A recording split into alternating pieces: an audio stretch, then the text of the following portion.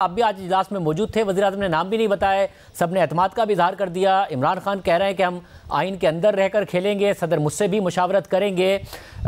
سب کیا ابھی بھی کچھ ہے جو کرنا ہے، کوئی قانون سازی، کوئی رولز میں تبدیلی جس کی وجہ سے کوئی راہ ہموار ہو سکے؟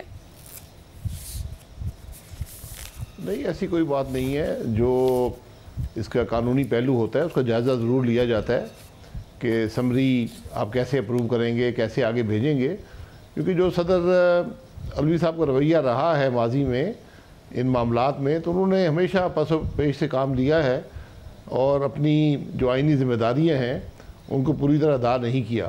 اس لیے حکومت چاہتی ہے کہ جو بھی اس کے اندر کوئی ایسا حکم رہ جائے اس کو پورا کیا جائے۔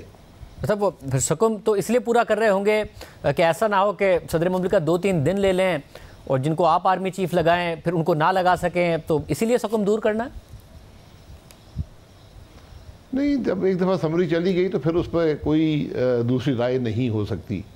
آئین بڑا واضح ہے، آئین کی شق 243 جو ہے بڑی واضح ہے کہ جو مشورہ وزیراعظم صاحب بھیجیں گے اس کو اس کی منظوری لازمی طور پر صدر صاحب نے دینی ہے۔ ان کے پاس کوئی مشاورت کی، کوئی پس و پیش کی گنجائش نہیں ہے۔ یہ بات بڑی واضح ہے۔ صاحب مگر آپ خود وزیر اعظم رہے ہیں اور صدر اسلام آباد ہائی کورٹ بار ہیں شعیب شاہین، انہوں نے کہا کہ آرٹیکل 48 کے تحت آرمی چیف کی تقرری کی سمری جو ایڈوائس ہے وہ صدر واپس بھیج سکتے ہیں ایک دفعہ۔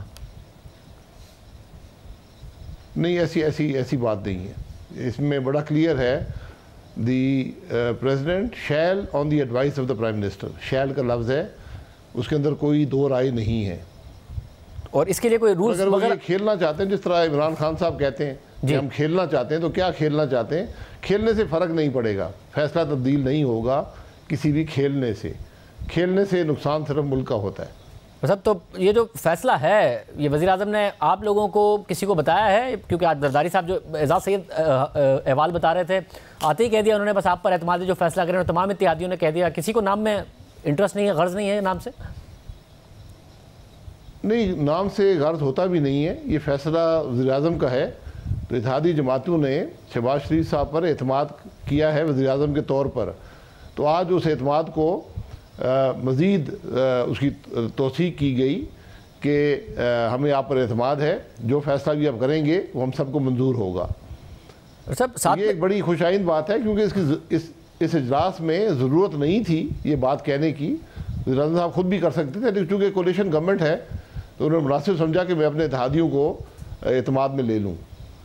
ساتھ میں یہ بھی بتائیے گا، آج آرمی چیف نے بھی تقریر کی، اور تقریر میں ظاہر ہے جو ایک چارج شیٹ عمران خان صاحب کی ہے اس کا تو انہوں نے بہت زیادہ جواب دیا، ان کے بیانیے کو بھی جھوٹا کہا، سازش کے حوالے سے بھی انہوں نے واضح طور پر بات کی، مگر ساتھ یہ بھی کہا کہ 2018 کے جو الیکشن تھے اس کو بھی RTS فیلئر اور ایک سلیکٹڈ حکومت کہا گیا، اور کہا گیا کہ اپنی انا ایک طرف رکھ کر سیاست دان بھی فیصلہ کریں، اپنی فوج کی غلطیاں بھی مانی 70 سال کے حوالے سے اور سیاسی مداخلت کے حوالے سے، اور کہا کہ فروری پچھلے سال میں فیصلہ کیا ہے آئندہ مداخلت نہیں ہوگی۔ آپ کا بھی جو بیانیہ ہے اس کو بھی انہوں نے کہا کہ 2018 کے الیکشن میں خان صاحب سلیکٹڈ نہیں تھے۔ جی ٹھیک ہے، باجوہ صاحب 6 سال آرمی کے چیف رہے ہیں، انہوں نے اپنی جو ٹرم تھی اس کے تمام معاملات کا ذکر کیا ہے، جو کچھ اس میں ہوا انہوں نے اپنا ایک بیانیہ دیا ہے، اور یہ تاریخ کا حصہ بن جائے گا۔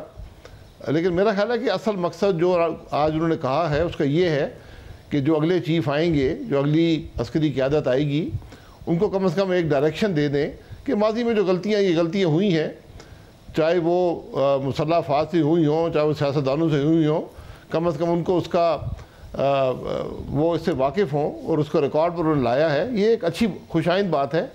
میرا نہیں خیال کہ اتنی تفصیلی تقریر کبھی کسی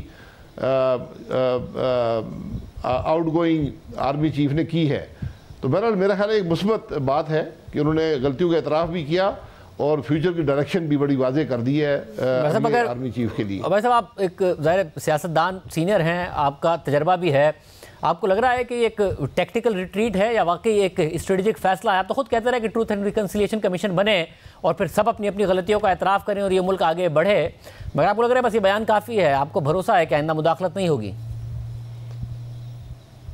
نہیں، مجھے بھروسہ نہیں، مجھے اعتماد ہے کہ نہیں ہوگی، کیونکہ آج باجوہ صاحب نے غلطیوں کا اعتراف بھی کیا ہے اور ان کے اثرات جو ملک پر ہوئے ہیں ان کا بھی کیا ہے.